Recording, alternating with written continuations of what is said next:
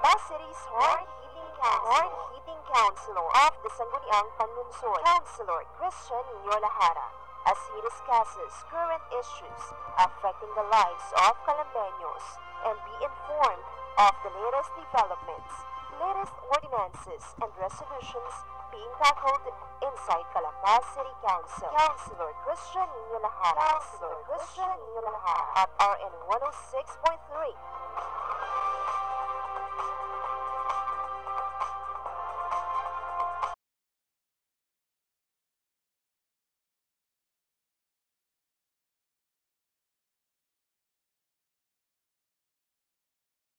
Paano po ba nasusuportahan ng mga pangangailangan ni Michelle? Like yung uniforms, yung training, yung travel expenses, at sa mga laban sa iba't ibang lugar? Regarding po sa ganyan, pag sa palaro po ng DepEd, wala pong problema. Kasi ito po ay pondo ng DepEd. Pasalamat po ako sa ating sports head ng Calamba na si Dr. Prias, at sinusubaybayan niya kung paano maglaro ang mga atletang Calambeño sa larangan ng regional at saka national level. Pero sa pagka hindi sa DepEd, nagkakaroon ng problema tayo. So, hindi katulad sa ibang lugar, let's say example sa isang katabi nating lungsod. Ayoko nang banggitin, no? So, ang kanila kasi, meron sa City Hall nila mismo, meron silang programa, meron silang sariling kwarto ang sports. Samantalang dito sa Calamba, ay wala, nakapaloob lang sa tourism sports. Samantalang doon, meron silang sports. Sa bawat sports, meron doon, naghahanap sila kung sino ang pinaka-president ng club, ng kanyang sports. Hindi pa pwede magsulisit na lang basta kay mayor, ganon. Dumadaan muna sa sports coordinator, tapos alam niya kung sino ang dapat bigyan. Nakaprograma yan eh. Sa atin ay parang wala, basta bahala na. Oh, yan.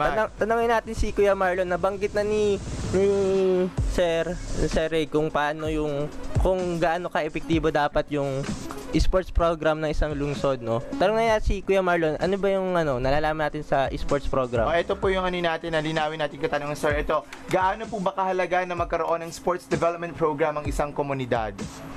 Alam mo, sa Matt, napakahalaga talaga ng pagkakaroon ng isang sports development program, no? At nasabi nga ni Mr. Yoon kanina na may katabi daw tayong isang syudad, no? Mukhang doon kinopya at sinunod lang nila yung sports development program ng ating lungsod noong panahon pa ni SK Councilor Christian Nino Lahara.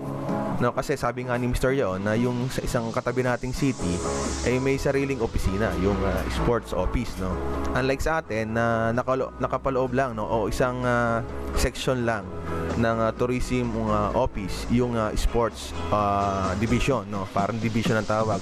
No, so nung panahon ni Councilor Nino, SK President siya, nag-create siya ng isang opisina, yung sports development office, no, kung saan yung sports development office ay nagbalangkas ng isang sports development program para sa buong lungsod ng Calamba, no.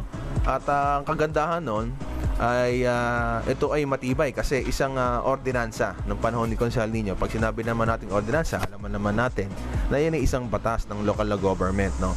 And ang kagandahan pa nito, yung sports development program, ang pinaka-focus niya is yung grassroots, no? Pag sinabi natin grassroots, yung mga bata, kasi alam naman natin mas madaling turuan at madaling i-develop yung mga bata sa larangan ng sports, no? At ang isang nasabi nga ni Mr.